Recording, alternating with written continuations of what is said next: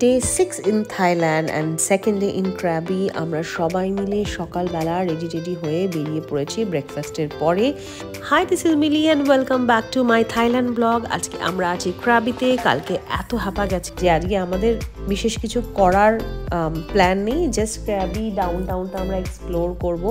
আর হয়তো আজকে একটা থাই ম্যাসাজ নেওয়ার প্ল্যান আছে সবাই মিলে। তো সবার আগে আমরা এখানে ডাউনটাউনে চলে এসেছি। দেখো ওয়েদার ইজ রিয়েলি নাইস। পেছনেই তোমরা দেখতে পাচ্ছ যে ক্র্যাবির বিচটা দেখতে পাওয়া যাচ্ছে। এখানে আমাদের সবাই মিলে জটলা বেঁধে প্ল্যান করা হচ্ছে এক্স্যাক্টলি কোথায় যাওয়া যায়, কি করা যায়। আমরা হেভি ব্রেকফাস্ট করে বেরিয়েছি, তাই লাঞ্চটা হয়তো একটু পরেই করা হবে, বাট আশেপাশেই কোথাও আমরা লাঞ্চ করব। আর একটু শপিং করার প্ল্যান, ব্যাস এইটুকুই মোটামুটি আজকে সারাদিনের প্ল্যান আছে। আজকে আমি আর ঐশী ম্যাচিং করে বেরিয়েছি। দেখো তোমাদেরকে দেখাচ্ছি, মোটামুটি আমরা চেষ্টা করেছি একটু ম্যাচ করার। তো এই হেঁটে এগিয়ে যাচ্ছি, পেছনের দিকে বিচ, রাস্তাঘাটটাও তোমাদেরকে দেখাবো। কিন্তু আজকে না আমরা সবাই ভীষণ টায়ার্ড, খুব বেশি ঘোরাঘুরি করার কারোরই একদম ইচ্ছা নেই। কিন্তু ক্র্যাবি ডাউনটাউনটা দেখো ভীষণ পরিষ্কার পরিচ্ছন্ন। আর একটা জিনিস, এখানে না টোটো টাইপের একটা জিনিস চলে, টুকটুক বলে ওটাকে। তোমরা যদি বড় গ্রুপে আসো তাহলে টুকটুকের বদলে একটু বড় টুকটুক নেবে, তাহলে তোমাদের দামটা কম পড়বে। ছোটো টুকটুকগুলো ইটস প্রিটি এক্সপেন্সিভ আর কি। ছোটো একজন দুজন গেলে ইটস ওকে, বাট বড় গ্রুপে এলে বড় টুকটুক একটা গোটা ভাড়া করে নাও, সেটা বেটার হয়। এখানে দেখো ক্র্যাবির রাস্তায় যেটা দেখলাম, আশেপাশে প্রচুর দোকান এবং প্রচুর ইন্ডিয়ান খাবারেরও দোকান আছে। ইন্ডিয়ান খাবারের ক্রেজ রয়েছে। দেখলে এখানে জাইকা হাউস বলে একটা আছে, ওরা চিৎকার করে বলছে ও ইন্ডিয়ান খাবার বলে চিৎকার করছে। মানে খাবার নয়, মানে হিন্দিতে বলছে বেসিক্যালি, কিন্তু এখানে ইন্ডিয়ান খাবারেরও প্রচুর ক্রেজ আছে দেখলাম, সেইটুকু অন্তত এখানে পাওয়া যায়। যাই হোক, এবার হেঁটে এগিয়ে যাওয়া হচ্ছে, দেখা যাক কোথায় আমরা ফাইনালি খাই। কিন্তু তার আগে সবাই মিলে ডিসাইড হয়েছে যে একটা স্পা নেওয়া হবে, থাই ম্যাসাজ নেওয়া হবে।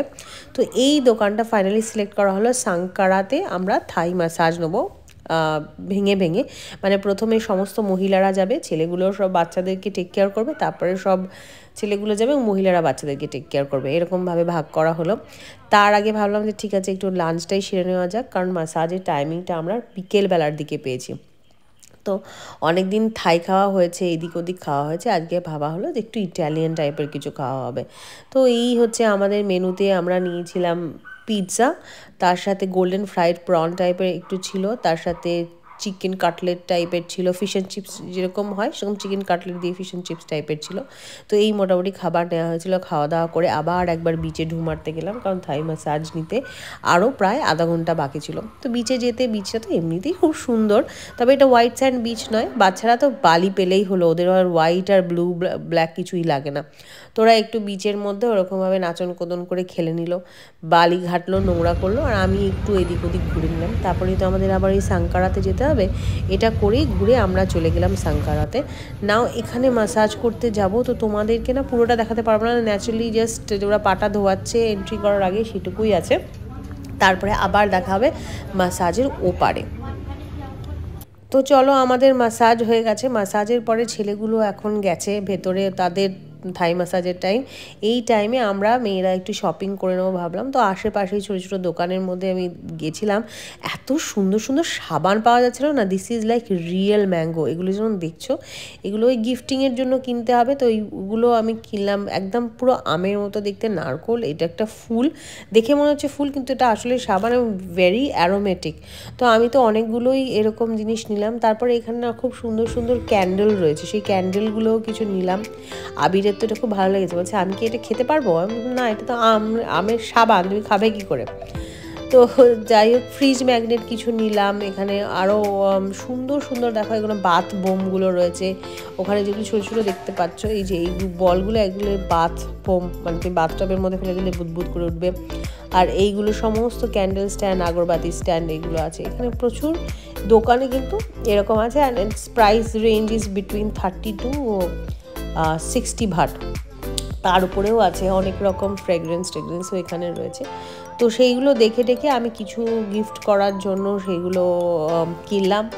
দোকানটা খুব ছোট্ট দোকান, বুঝলে তো, কিন্তু জিনিসে পুরো ঠাসা। আমার তো জিনিসগুলো খুব ভালো লাগলো, আর আমার মানে দামটাও ঠিকঠাক লাগলো বাকি দোকানের থেকে। এখানে দেখো এগুলো রয়েছে কোকোনাট শেল, তার উপরে কি সুন্দর ড্রয়িং করা আছে। আর এখানে প্রচুর না ড্রাইড ফ্রুটস রয়েছে, ড্রাইড ম্যাঙ্গো, ড্রাইড ডুরিয়ান, এরকম প্রচুর আছেন। কোকোনাটস, ডুরিয়ান এখানকার ফেমাস, বাট ডুরিয়ানের গন্ধটা জাস্ট অসহ্য লাগে। মানে কাঁঠালের একটা ভয়ঙ্কর, কাঁঠাল তো সুন্দর গন্ধ, কাঁঠালের থেকে একটা বাজে টাইপের একটা গন্ধ, বাট কাঁঠালের মতন দেখতে একটা ফল হচ্ছে ডুরিয়ান। তো এখানে অনেক রকম কিছু দেখলাম। এখানে দেখো আমি যেরকম অপরাজিতা ফুল, ড্রাইড অপরাজিতা ফুল রয়েছে, নীলকণ্ঠ ফুল যেটাকে বলে, এরকম অনেক ড্রাই জিনিস ছিল। তো সেই সবগুলো দেখে টেকে আমরা ওখান থেকে কিছুটা তো টুকটাক গিফটিংয়ের জিনিসপত্র কিনে আমরা আবার ওখান থেকে বেরিয়ে পড়লাম, এগিয়ে গেলাম সামনের দিকে। জলের খোঁজে আমরা এখন বেরিয়েছি। সবাই ক্লান্ত, আমি থাই মাসাজ নিয়ে আমি রিফ্রেশ হয়ে গেছি। এখানে আবির আর ঐশ্বর্য ক্লান্ত হয়ে গেছে, ওরা অনেকক্ষণ ঘুরে ঘুরে বেড়াচ্ছে, আমরা জল খুঁজছি। এখানে রাস্তার ধারে দোকানগুলো মেইনলি এই ধরনের জিনিস আর জামা কাপড় ছাড়া খুব একটা বেশি কিছু অপশন আমরা পেলাম না। তাই আমরা চেষ্টা করবো আবার নেক্সট দিন কোথাও যাওয়ার। আপাতত বাড়ি ফেরার পালা, ছেলেগুলো সব থাই মাসাজ করে বেরিয়ে পড়েছে। এইবার আমরা সবাই মিলে বাড়ি ফিরবো। বাড়ি ফিরে আবার রাত্রিবেলার খাবার টুকটাক কিছু বন্দোবস্ত করা হবে। তো এই ছিল মোটামুটি আমাদের ডে 6 ইন থাইল্যান্ড। এখন আমরা যাচ্ছি বাড়ি। ব্লগটা ভালো লেগে থাকলে তোমরা একটা লাইক, শেয়ার, কমেন্ট করো।